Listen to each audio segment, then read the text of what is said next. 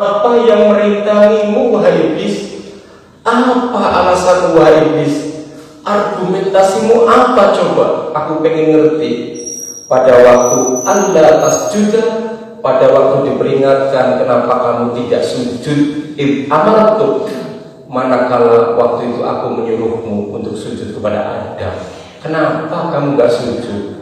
Allah Subhanahu wa ta'ala Maha Pencipta.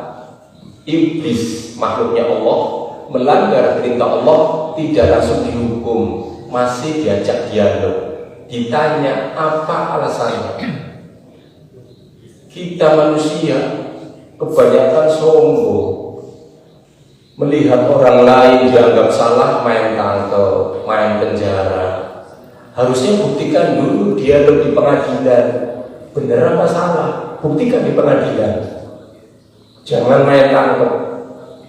Allah saja nggak main tangkep kok yang maha hebat. Kenapa baru menjadi presiden, baru menjadi penguasa, baru menjadi menang koalisi aja, lawan politik yang kritik main tangkep? Buktikan dulu di pengadilan argumennya. Kata Bang Rocky Gerung, kalau orang Gerung itu nggak bisa debat, orang Gerung itu senangnya main tangkep. Maka iblis ditanya oleh Allah, silahkan argumenmu keluarkan, apa alasanmu? Qala, iblis berkata, karena sedang ditanya oleh Allah. Qala diartikan iblis menjawab. Sama-sama qala, Allah ya qala, iblis ya qala, malaikat ya qala, nabi ya qala, Fir'aun ya qala. Mau Allah, mau makhluk, mau Islam, mau kafir, kalau berkata ya bahasa Arabnya qala, sama, gak pilih kasih.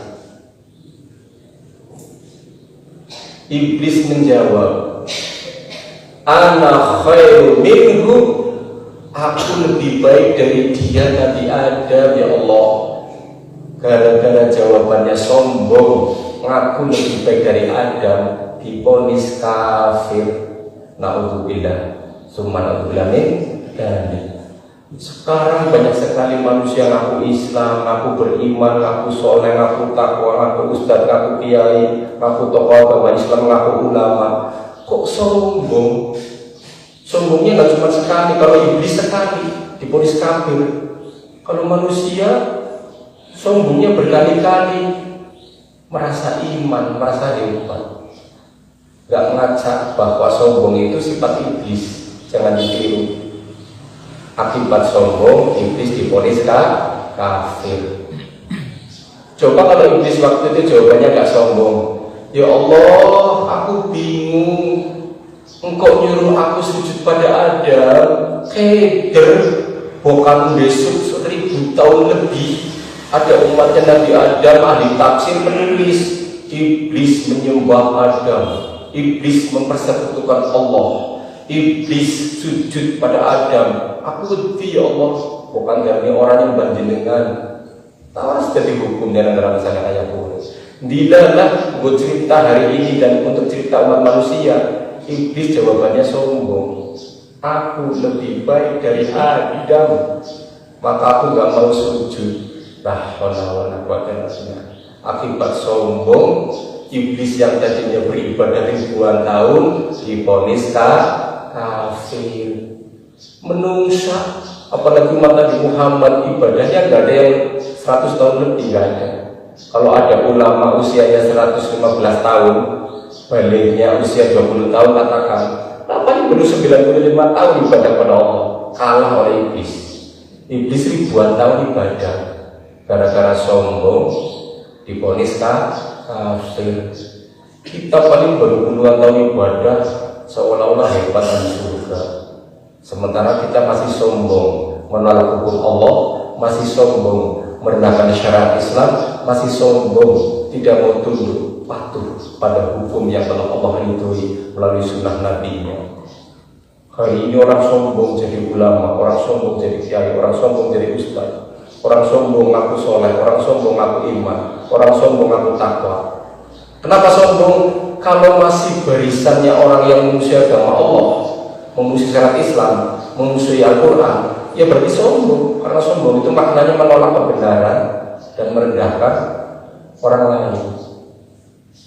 Jadi kalau kita menolak hukum Al-Quran ya berarti kita orang sombong, mau masuk neraka walaupun pakai baju takwa. Yang takwa bajunya, orangnya enggak.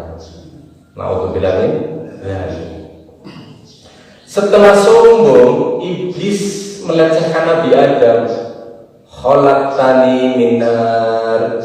Ya Allah, Engkau menciptakan aku dari api, gubar-gubar gagah perkasa, mencorong. Wa khalaqtahu min tin. Sedangkan Engkau menciptakan Nabi Adam sing lemah, sing lumpur, kotor, glepung. Bahasa kene dan cerumut, moyoki. Berani-beraninya menghina Nabi Adam. Akhirnya divonis pemimpin neraka gara-gara menghina. Coba Nabi Adam diciptakan Allah dari tanah, dihina oleh iblis. Yang menciptakan Nabi Adam siapa? Allah. Kalau menghina iblis, menghina Nabi Adam berarti menghina siapa? Menghina penciptanya. Maka kita nggak boleh menghina orang lain, walaupun beda partai, walaupun beda organisasi, walaupun beda yayasan, walaupun beda kelompok pengajian. Kalau memang benar, terima kebenaran, jangan dihina. Kalau kita menghina orang lain, resikonya kita menjadi orang yang mampir di neraka, dibersihkan oleh Allah. Karena surga bukan tempatnya orang sombong, surga bukan tempatnya orang yang suka menghina orang lain. Maka mudah-mudahan kita menjadi umat Islam yang Allah takdirkan bertemu di pagi hari ini. Rabbi zidni ilma, ya Allah tambahkanlah kami ilmu, warzuqni fahma, berikanlah rezeki untuk memahami ilmu. Bahwa ilmu Allah, semakin kita mendalami ilmu Allah, semakin kita mencintai hukum Allah. Jangan sampai semakin tinggi ilmunya kok malah semakin membangkang kepada Allah. Itu sifat iblis. Semakin kita mendapatkan rezeki nikmat ilmu dari Allah Subhanahu wa taala untuk memperjuangkan, mendakwahkan, syiarkan bahwa Islamlah yang paling mulia dari dunia sampai akhirat. Jangan sampai setelah paham Islam untuk ceramah, nyari duit, amplopnya tebal, terkenal, kok malah membenci syarat Islam. Rugi, memakan harta ke perutnya, menumpuk-numpuk api neraka di dalam perut. Rugi kalau hidup hanya untuk pamer kepintaran ilmu, tidak untuk memperjuangkan syariat yang telah Allah ridhoi melalui ajaran Nabi Muhammad SAW. Para hadirin yang dirahmati Allah Subhanahu wa taala, kesimpulan kenapa ada pendosa masuk surga, ada ahli ibadah masuk neraka. Pendosa yang masuk surga karena dia tidak sombong dan dia masih memiliki nilai tauhid kepada Allah. Maka semua orang yang memiliki tauhid kepada Allah masih ada harapan surga. Itu sudah janji Allah melalui hadis-hadis sahih. Yang kedua, kenapa ada pendosa masuk surga? Islam itu agama harapan. Dosa apapun kalau memang mau tobat masih diberi harapan surga. Kenapa? Karena tidak ada satu ayat pun yang mengatakan Allah mencintai manusia yang tidak pernah salah. Gak ada ayatnya. Bahkan Allah mentakdirkan iblis salah, Nabi Adam salah, sampai Nabi Muhammad pernah salah semua. Tapi justru Allah mentakdirkan hadis Nabi, Allah mencintai orang-orang yang taubat. Kalau orang taubat berarti punya dosa enggak? Punya dosa. Allah mencintai kita taubat. Jadi ayo, selama ini kita masih membenci hukum Islam, masih tidak suka syarat Islam, masih menganggap intoleransi, masih menganggap radikal, taubat agar Allah memasukkan kita ke surganya. Yang ketiga, kenapa ada pendosa masuk surga? Karena berbuat dosa, namun hanya Allah yang tahu, tidak diupload di media, orang cerita aku kas nyolong di ning status, aku pas pacaran, tidak selfie mengeluarkan aurat dipajang di profil, enggak. Khusus dosa pribadi yang tahu hanya Allah, yang menutup aib Allah. Siang berbuat dosa, malamnya ditutup aibnya oleh Allah. Malam berbuat dosa, siangnya ditutup aibnya oleh Allah. Manakala dia istighfar kepada Allah, memohon ampun kepada Allah, mati, insya Allah Allah mengampuni. Beda dengan yang diupload. Begitu mau diampuni, auratnya masih kelihatan oleh orang yang melihat di media sosial, masih membaca statusnya. Maksiat jangan dipamerkan, jangan dijadikan status. Yang keempat, kenapa pendosa masuk surga? Dosa yang terjebak oleh sistem. Contoh, 2 miliar harus ditandatangani. Kalau tidak ditandatangani, 2 miliar ini nggak keluar. Padahal mau untuk bangun masjid, bangun pondok, bangun jembatan, bangun jalan, bangun kepentingan-kepentingan sosial, kemaslahatan umat.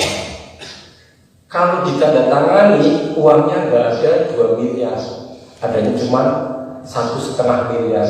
Yang 500 juta dicekrok oleh yang mencairkan, dicekrok oleh yang pelantarnya, dicekrok lagi dibagi-bagi oleh komisi-komisi. Jadi kita terjebak sistem, nggak pengen korupsi, tapi harus tanda tangan. Kalau nggak tanda tangan, nggak dicairkan. Maka kita mengadu kepada Allah. Insya Allah, Allah Maha Pengampun. Beda kalau kita minta bagian, ya wis tak tanda tangani, tapi aku dibagi, itu beda. Itu nanti diazab. Tapi kalau kita nggak minta bagian, kita dijebak oleh sistem. Sistem Indonesia itu bobrok semua, nggak ada sistem yang benar, nggak ada. Mau birokrasi mana, buktikan. Semua birokrasi itu kong kali kong semua, uang pelicin, uang lain-lain, potong-potong semua. Yang kelima, kenapa ada pendosa masuk surga? Semua ayat asbabun nuzul, sebab-sebab turunnya ayat mengampuni orang yang berbuat dosa. Asbabul wurud, sebab-sebab terjadinya keluarnya hadis orang berdosa seisi langit dan bumi diampuni Allah. Itu dosa pribadi, bukan dosa sistem. Dosa pribadi, kita mati selesai, gak ada orang lain yang meniru. Kita mati selesai, gak ada orang lain yang meneruskan. Kita mati selesai, tidak ada dosa jariah. Jadi selama kita hanya dosa pribadi kepada Allah, Allah Maha Pengampun. Beda dengan manusia jengkelan, hidup maaf yang melengos. Beda, tapi Allah Maha Pengampun. Sebaliknya, kenapa ada ahli ibadah kok masuk neraka? Yang pertama, ibadahnya orang yang sombong, meniru gaya iblis, menjadi orang terpandang hebat, tokoh agama, ibadah kok sombong, masih menolak hukum Allah, masih merendahkan syariat Islam. Masuk neraka dulu, dibersihkan, tidak bisa ke surga langsung. Yang kedua, kenapa ahli ibadah kok masuk neraka? Ahli ibadah yang mencintai bid'ah daripada sunnah. Ini loh hadis Nabi, moh saya mah ada. Ini loh sahih hadisnya dari Rasulullah, moh saya mah budaya. Ini sunnah yang diajarkan oleh semua sahabat, moh saya mah tradisi. Maka apabila memilih bid'ah, tidak mau mengikuti sunnah, ibadahnya justru masuk neraka. Rugi. Jangan sampai ibadah kok hanya ada budaya tradisi. Ibadah itu mencontoh Rasulullah, dalilnya jelas. Yang ketiga, kenapa ahli ibadah ada yang masuk neraka?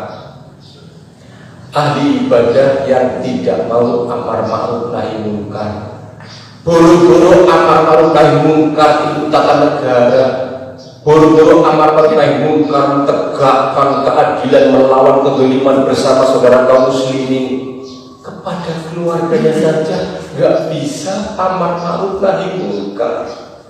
Allahu Akbar, sholat, istrinya ke pasar, auratnya kelihatan dibiarin. Anaknya perempuan usia SMA sudah balik, pergi sekolah, pergi keluar, nggak pakai jilbab dibiarin. Ini bapaknya ibadah tapi diancam neraka karena masih membiarkan kemaksiatan pada istri dan anak perempuannya. Maka kalau kita di dunia sudah repot, ngomong ke istri, kamu cantik, anakku juga kamu udah gede cantik. Di dunia bapak itu capek kerja repot, maka supaya ke akhirat itu sama-sama surga. Jangan buka aurat di jalanan. Kalau mau ke pasar tutup auratnya, kalau mau keluar rumah tutup auratnya. Jadi orang yang tidak beramal ma'ruf nahi munkar, ibadahnya masih mampir ke neraka. Karena tidak ada contoh para nabi yang cuek, nggak ada. Kita mau dikasih upah surga, maka kita harus semangat beramal ma'ruf nahi munkar. Beda kalau sudah nasihati, Jo, kon ayu, tutup aurat di hadapan waktu mana? Nah, ada mereka teman, atur jenengan ustad, atur jenengan kiai, atur jenengan di surga, royan, panen tukang, berapat jenjek kayak di surga. Nah, secara newang wadon rewel itu usahanya deh, sing lanang lebu surga, sing wadon lebu neraka. Tetapi maka kita harus amar ma'ruf nahi munkar. Yang keempat, kenapa ahli ibadah kok mampir ke neraka? Ahli ibadah yang pada waktu memilih pilihan, baik pilihan partai maupun pilihan orang, pilek dan pilpres, tidak mengharap ridho Allah. Padahal ayat Al-Quran jumlahnya sangat banyak yang memberikan ancer-ancer, yang memberikan kriteria kita tidak boleh sembarangan memilih pemimpin.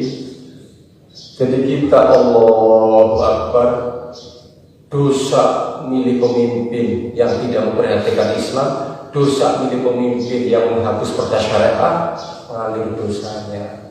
Akhirnya kita mampir ke neraka gara-gara ibadah gak peduli dengan ilmu politik. Padahal Al-Quran banyak sekali mengajarkan tata cara memilih pemimpin. Itu ilmu politik dalam Al-Quran digambarkan banyak sekali. Jadi kalau kita nyuruh golput terus, berarti kita sama saja mempersilahkan para penguasa, orang-orang yang tidak paham agama, dan para penguasa untuk bebas melakukan maksiat, membuat seenaknya sendiri undang-undang anti-Islam. Berarti orang yang nyuruh golput mendapat dosa jariah. Karena Allah sedang mentakdirkan hari ini, kita itu ditakdirkan ringan, milih pemimpin lewat pilihan ringan. Kalau zaman Nabi langsung Allah nih nabinya perang berat. Kita hari ini tuh nggak ada yang dipilih dari Allah, nih ulama pilihan, nih ustaz pilihan, nggak ada. Semuanya ikhtiar kita manusia. Pilihan pun ikhtiar. Jangan sampai kita nggak ikhtiar memilih. Akibat kemakan intelijen hitam, akibat kita menjadi korban dari intelijen hitam, umat Islam selalu diisukan kalau musim pemilu, jangan milih coblosan. Demokrasi itu haram, maka golput saja. Jadi akhirnya setiap pemilu umat Islam semakin kalah, kemakan provokasi intelijen, nggak bisa jadi. Padahal kalau kita memilih pemimpin orang-orang yang benar terus di dewan, semakin banyak orang benar, otomatis kan membela Islam. Buktinya PKI hebat, masuk ke partai manapun. Sekarang sudah 200 lebih kader PKI yang tidak anggota dewan. Mereka sudah bebas ngomong, menang membuat undang-undang karena mereka pandai strategi. Kita dikasih akal kok, ngaku cerdas jadi umat Islam, strategi ringan nggak mau. Milih pemimpin lewat demokrasi itu sangat ringan, gak resiko bunuh-bunuhan, gak resiko perang, gak resiko nyawa. Kalau nggak mau diuji ringan, berarti mau diuji perang seperti Nabi, gak bakal mampu. Buktinya disuruh jadi Muhammadiyah saja khawatir, takut dan lain-lain, apalagi perang. Yang terakhir, kenapa ahli ibadah kok masih diancam neraka? Ahli ibadah yang mendukung sistem yang tidak mengharapkan apa yang diharapkan Allah, yang tidak menghalalkan apa yang dihalalkan Allah. Sistemnya sudah bobrok, kok didukung? Maka begitu Allahu Akbar sholat 5 waktu 27 derajat sholat berjamaah kali 5 waktu 135 derajat. Pengajian silaturahim pahalanya ribuan, ratusan ribu derajat. Kita ingin masuk surga, ternyata akibat setuju dengan hukum yang tidak mengharamkan apa yang diharamkan Allah, tidak menghalalkan apa yang dihalalkan Allah. Begitu kita hari ibadah, ada 1 juta orang mengamalkan perbuatan maksiat, mendapat dosa jariah 1 juta. Kurugan sing iki 135 derajat, sing iki ratusan ribu derajat, kurugan dosa jariah jutaan maksiat. Hukum itu sangat wajib dalam Islam. Gak ada satupun sahabat, ya Rasul, aku ahli sholat tapi gak pakai hukum Al-Quran, ya gak ada. Ya Rasul, aku ahli wirid, ahli zikir, ahli doa, gak bisa menegakkan syariat Islam kamu, ya gak ada. Semuanya memperjuangkan hukum yang Allah ridhoi. Itulah orang yang ingin jadi ahli surga. Jangan sampai kita sholat 5 waktu setuju kepada hukum yang dimurkai Allah. Kenapa? Contoh, ada orang pacaran, lapor, Pak, itu ada orang pacaran, yang lapor malah yang ditangkap. Perbuatan tidak menyenangkan. Di pacaran senang-senang kok dilapori, Pak. Yang ditangkap yang benar. Ada orang korupsi, kita lapor, yang lapor yang ditangkap. Pencemaran nama baik, itu mah gak korupsi, cuma mengalihkan anggaran. Jadi yang lapor yang malah ditangkap. Ada orang zina di hotel-hotel digerebek, yang digerebek malah yang ditangkap. Pencemaran, perbuatan dan lain-lain. Apalagi ITE, undang-undang ITE melanggar. Gara-gara gerebek uang diupload, yang salah yang benar. Jadi kalau kita setuju terus hukum itu, berarti kita mendapat dosa jariah dari jutaan orang yang berbuat maksiat. Maka kalau kita pengen ada surga, cintailah hukum Allah, cintailah syariat Islam, dan hati kita menolak hukum yang tidak mau memuliakan Allah dan Rasulnya. Maka dosa apapun pribadi kita, Allah Maha Pengampun. Demikian. Mudah-mudahan pagi ini Allah memberikan keberkahan ilmu kita, dan mudah-mudahan Allah memberkahan iman kita, sehingga kita mencintai Allah dan Rasulnya. Kapanpun mati, kita mati dalam keadaan cinta Islam. Amin. Allahumma amin. Subhanakallahumma wa bihamdika asyhadu an la ilaha illa anta astaghfiruka wa atubu ilaik. Nasrul minallahi wa fathun qarib wa basyiril mu'minin. Wassalamualaikum warahmatullahi wabarakatuh.